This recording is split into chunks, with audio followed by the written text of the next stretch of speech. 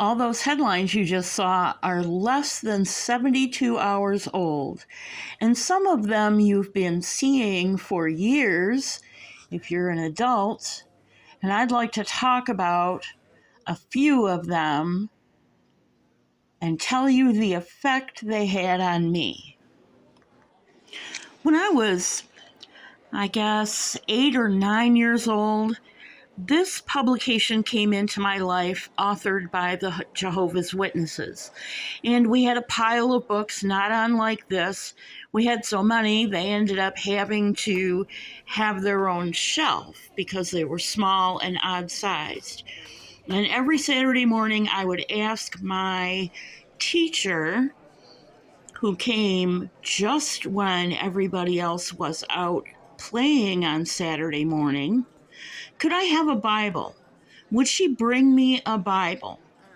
And oddly enough, all those books, but never this one. But thankfully for me, that was not my first experience with God or with church or with church-like people. This was my first experience. Those of you who recognize Davy and Goliath probably sat on Sunday morning eating cereal while your parents were in bed, watching the 15-minute broadcasts from the Lutheran Council of Churches of Davy and Goliath. So while the teachings of this publication confused me, it was these two who taught me of God's love for me as a little child, and that stuck with me much longer. Until my mother finally stood up to my father and said, "I'm taking these children to church because they want to go. Enter the Episcopal Church. This is a fair representation of what our church chapel looked like. It's humble. It's not very ornate. This is the place that taught me how to be humble and respectful in front of God, to always be mindful of God's presence in my life. I spent 6 years here from the beginning of junior high until the end of high school. I came back for a brief stint for a year or two, and for the most part, like I said, it was a happy time. There was one incident that left a scar on me, but it has nothing to do with the church. It has to do with power and influence in leadership. During that same time, this book was published, and it touched on the same confusing and sometimes terrifying themes that first publication I showed you also touched on. And it also eclipsed everything in my life. During that time, the date setters began to arise, and since then, they have never left us, even though those original predictions faded into history. What remained for most of us was the inescapable, nagging concern that a wrathful, angry God was coming back to reclaim the earth as his, and he would only be taking a very few to himself as his own, and the rest of us would be left out.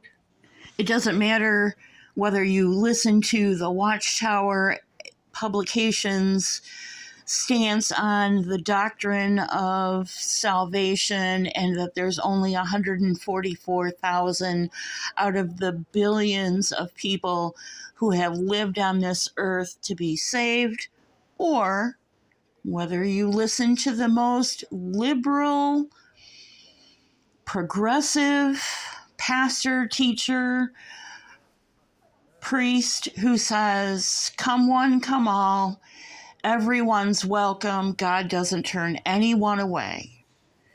The nagging suspicion is the same for every individual. What if I don't measure up? The purveyors of doom and gloom of all stripes and all creeds have gotten under my skin in a particularly persistent way this year, and I'm fed up with them because they are missing the point. It doesn't matter how many blood moons you count or how many solar or lunar eclipses you can jam into one year. That's not what the Bible tells you, either the Old Testament or the New Testament. From a Jewish perspective or a Christian perspective, is the most important thing. We should all be waiting in anticipation of being freed from the sorrows and cares of this world. And while we're waiting, we should be feeding each other and binding up each other's wounds and caring for one another just as we were taught. So instead of shouting at each other about who's right and who's wrong, or packing our bags and taking unwilling or reluctant family members off to Alaska to wait out nuclear Armageddon, or filling our pantries with food that lasts for 20 years, why don't we instead open our pantries, set the table, and feed those who are hungry? You just never know.